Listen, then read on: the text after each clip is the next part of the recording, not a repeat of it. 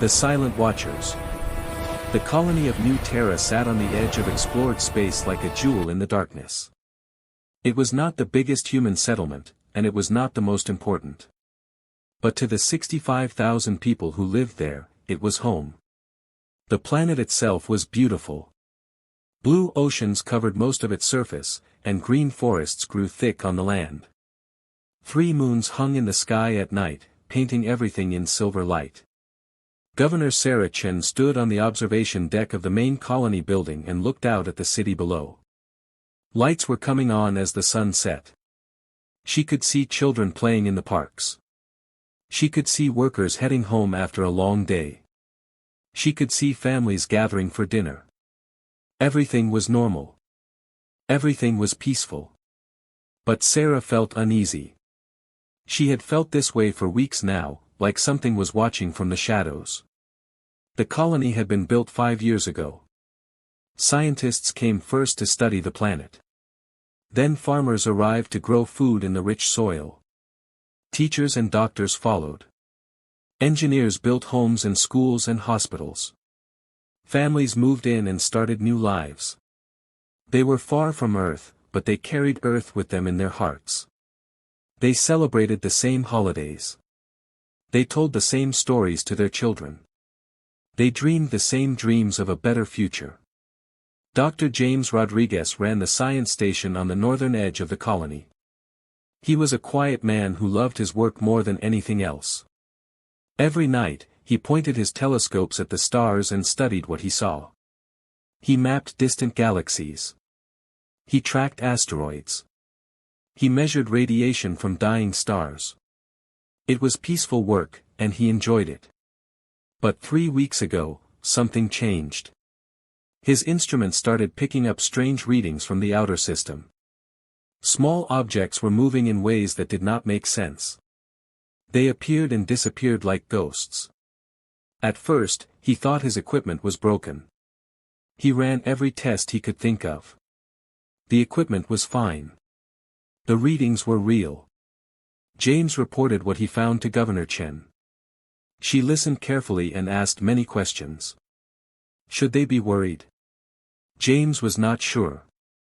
The objects were far away and very small. They might be nothing. They might be natural phenomena he did not understand yet. Or they might be something else. Chen decided to send a message to Earth asking for advice. The message would take 6 weeks to reach Earth, and the reply would take another 6 weeks to come back. Until then, they would watch and wait. In the military barracks at the edge of the colony, Captain Marcus Webb was training his security force. New Terra had 150 security officers. Most of them had never seen real combat. They were trained to handle small problems like fights or accidents. They kept the peace and helped people in trouble. Captain Webb had served in Earth's defense fleet before coming to New Terra. He had seen action against pirates and raiders. He knew what real danger looked like. And lately, he had been feeling the same uneasiness as Governor Chen. Something was wrong. He could feel it in his bones. Webb increased training exercises. He checked all the weapons and armor. He made sure the orbital defense satellites were working properly. The satellites were old and designed to push away space debris, not fight a real battle. But they were better than nothing. His officers asked why he was pushing them so hard. Webb told them it was just routine. But at night, alone in his quarters, he stared at the ceiling and worried. If something bad was coming, he did not think 150 security officers would be enough to stop it. The days passed slowly. Life in the colony continued as normal. Children went to school and learned about Earth history and mathematics and art. Adults worked in the factories and farms and offices. Young couples fell in love and got married. Babies were born in the hospital. Old people sat in the parks and told stories about the early days of the colony. Nobody knew that death was coming for them. Nobody knew that they had been chosen as a target. The Zalkri Empire had ruled a vast part of space for over 2,000 years. They had conquered 15 different species and destroyed dozens of civilizations. Their philosophy was simple and brutal. The strong survive and the weak die. There was no room for mercy or kindness. There was only power and the will to use it. The Zalkri were not cruel for pleasure. They were cruel because they believed it was the natural order of things. The universe belonged to those strong enough to take it. High Commander Thraz stood on the bridge of his flagship and looked at the image of New Terra on the main screen. The little human colony glowed like a target in the darkness. His scouts had been watching it for months. They had counted every person and measured every defense. The colony was weak. It had almost no military strength. It would fall easily. Thraz had conquered 12 worlds in his career. He had killed millions and enslaved millions more. One more colony would add to his glory and bring him closer to becoming supreme commander of the entire fleet.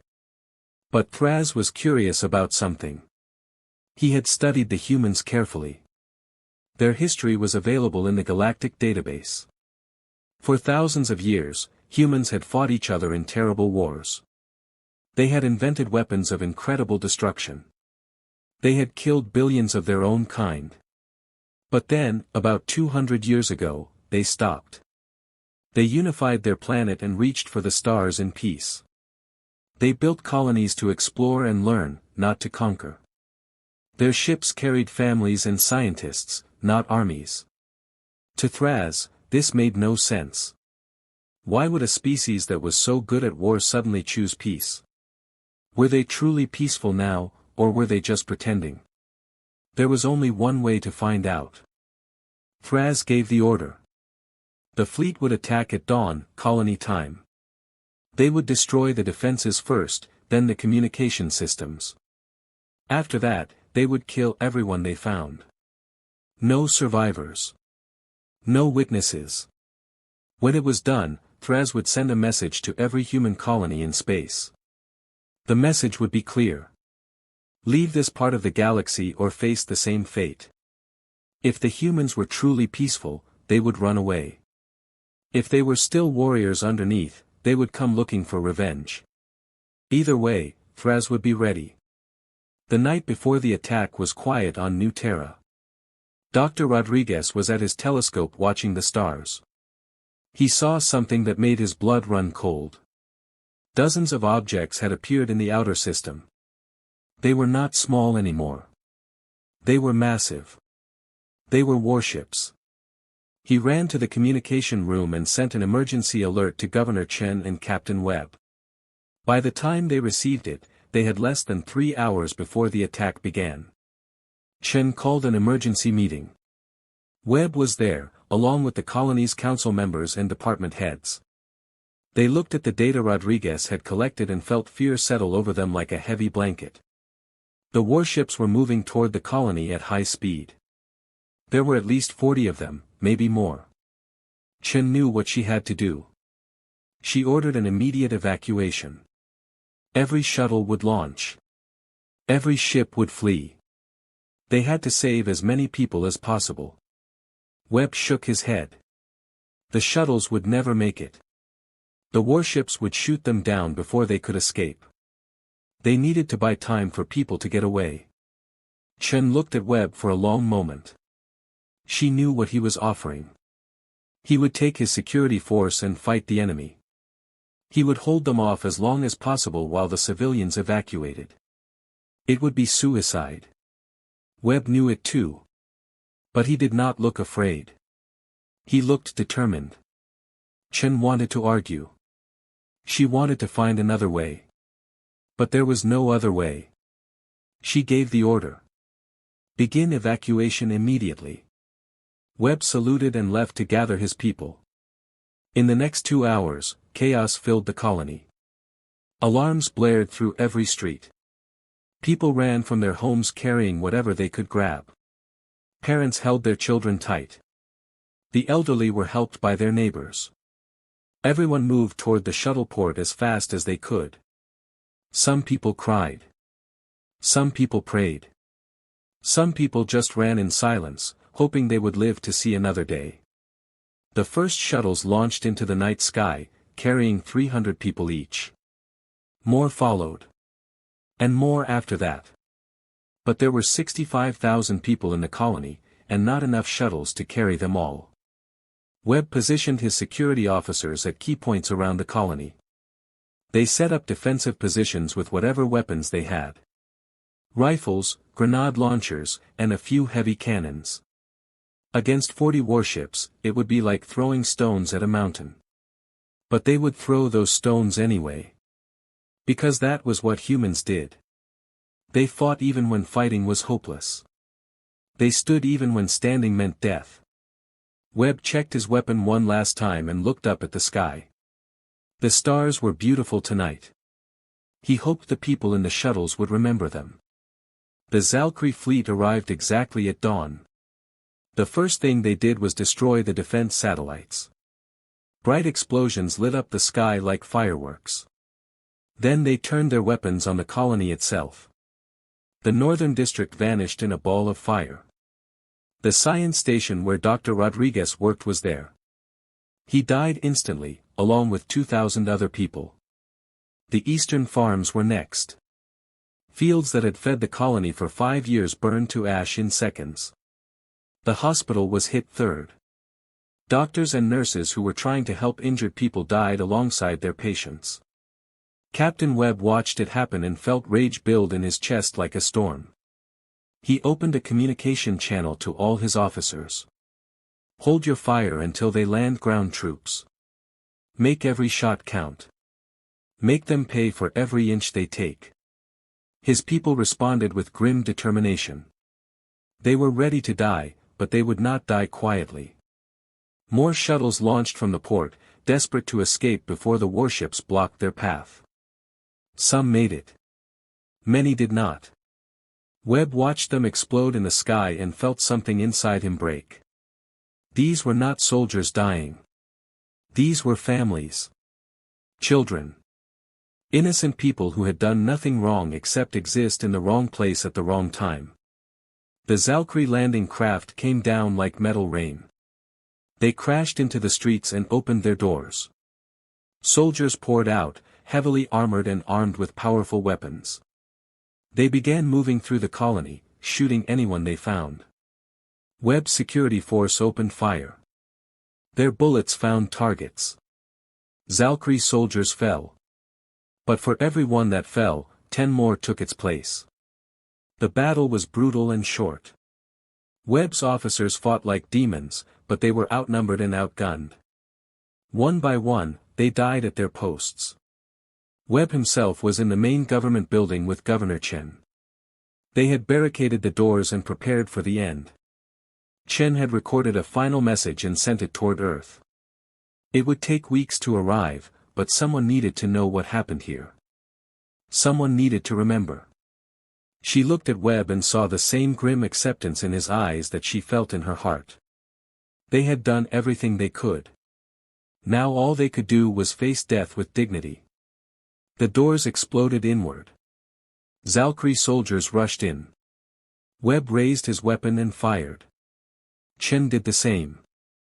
And the transmission she had sent continued its long journey through the darkness of space, carrying the last words of New Terra to anyone who would listen. The Awakening. The message from New Terra traveled through space for 17 days before it reached Earth's communication network. It was picked up by a monitoring station near Jupiter and immediately forwarded to Geneva, where the United Earth government had its headquarters. The message contained video footage from security cameras throughout the colony.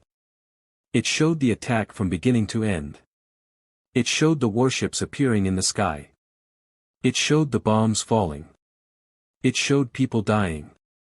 It showed children screaming for their parents. It showed Captain Webb and his officers making their last stand. It showed Governor Chen recording her final words before the Zalkri soldiers broke through her door.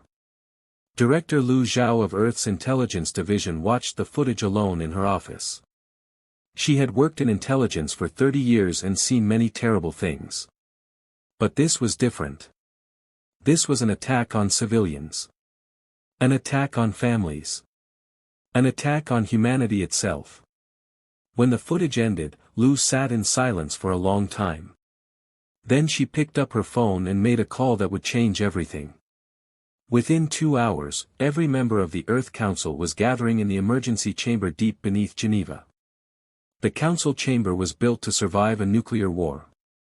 Thick walls of reinforced concrete surrounded it. Advanced air filtration systems kept it safe from biological or chemical attacks. It was designed to be the last refuge of human government if Earth itself was ever under threat. Now, for the first time since it was built, it was being used for its intended purpose. 73 representatives from every nation and colony in human space sat in their seats and waited for Director Liu to speak. Liu walked to the center of the chamber and pressed a button. The footage from New Terra began playing on every screen. The council members watched in growing horror. Some turned away. Some put their hands over their mouths. Some simply stared with tears running down their faces. When it ended, the chamber was completely silent. Liu's voice was steady when she spoke. New Terra is gone. 65,000 dead. The enemy is called the Zalkri Empire. They control a large region of space beyond our current borders. They have declared that we are not allowed to expand any further. They say if we do not leave all our outer colonies, they will do this to every single one of them. Representative Jackson from North America stood up. He was a large man with white hair and a reputation for always finding peaceful solutions to problems. How many colonies do we have in the affected region? 17, Liu replied. Total population, 1.2 million people. Jackson's face went pale. Are we going to evacuate them? Before Liu could answer, Representative Okoro from the African Union spoke. Where would they go? Earth cannot absorb 1.2 million refugees overnight. The inner colonies are already at capacity. If we evacuate, those people will have nowhere to live. Representative Tanaka from Japan stood next. She was young for a council member, only 42, but she had a sharp mind and did not hesitate to speak it. We are not discussing evacuation. We are discussing war. The Zalkri attacked us without provocation. They murdered 65,000 civilians. If we let this stand, we are telling every hostile species in the galaxy that humans can be killed without consequence. The chamber erupted into arguments. Some representatives agreed with Tanaka. Some thought war was too dangerous. Some wanted to try negotiation first. Some wanted to hide and hope the Zalkri would go away. Liu listened to them all shout at each other and felt frustration building. These were politicians, not warriors. They thought in terms of votes and public opinion, not strategy and survival. Finally, Admiral William Foster stood up. He was the commander of Earth's defense fleet and had been sitting quietly until now. When he stood, the chamber went silent. Everyone knew Foster's reputation. He was a man who did not speak unless he had something important to say. Representatives, Foster said, his voice calm and measured. You are asking the wrong questions. You are debating whether to fight or run. But the truth is, the decision has already been made for us. The Zalkri will not stop with one colony. They will keep attacking until we are gone or until we stop them. Running will only delay the inevitable. Fighting is the only option. Jackson stood again. Admiral, our defense fleet has 280 ships. Most are patrol vessels designed to stop pirates, not fight a war. How many ships does the Zalkri Empire have? According to our intelligence, Foster replied, approximately 3,000 warships. Jackson spread his hands. You see. We cannot win this war. We do not have the strength. Foster smiled, and it was not a pleasant smile. You are correct that the public fleet has only 280 ships. But the public fleet is not our only resource. Liu, if you would please activate Protocol Titan. Liu walked to a console and entered a long series of codes. A deep rumbling sound filled the chamber. The floor vibrated. On the screens, images began appearing from all across the solar system. Deep beneath the surface of Mars, massive hangar doors were opening for the first time in 100 years. Behind them were shipyards stretching for miles underground. And in those shipyards were warships. Hundreds and hundreds of warships, each one larger and more heavily armed than anything the public fleet possessed. In the asteroid belt, mining stations that had operated for decades suddenly changed. Their outer shells retracted to reveal military construction facilities. Automated factories that had been building ships in secret for over a century. On the moons of Jupiter and Saturn, what everyone thought were research stations revealed their true purpose. They were weapon testing facilities and training bases for military crews who had spent their entire lives preparing for a war that might never come. The council members stared at the screens in shock. Tanaka found her voice first. How long has this existed? Foster's expression did not change. Since the Unification War ended 180 years ago. Our ancestors knew that even though humanity had stopped fighting itself, the universe might not be peaceful. They created Project Titan as insurance. Every ship in the secret fleet was built with tax money diverted from public budgets. Every crew member was recruited quietly and trained in secret. The project has been passed down through generations of military leadership. Only the top admirals and the director of intelligence know the full extent of it. How many ships? Okoro asked quietly. Foster pulled up a new screen. 3,847 warships fully operational and ready to launch. Another 600 under construction. Each ship is equipped with weapons technology decades ahead of what the public knows exists. Rail guns that fire projectiles at a fraction of light speed. Fusion missiles that burn hotter than the core of a star. Energy shields that can absorb damage that would destroy any known vessel. And artificial intelligence systems that can coordinate fleet movements with perfect precision. He paused and looked around the chamber. The Zalkri think they are attacking a weak species that chose peace out of fear. They are about to learn that humans chose peace because war is what we are best at, and we were trying to be better than that. The chamber was silent for a long moment. Then Jackson spoke again, and his voice shook.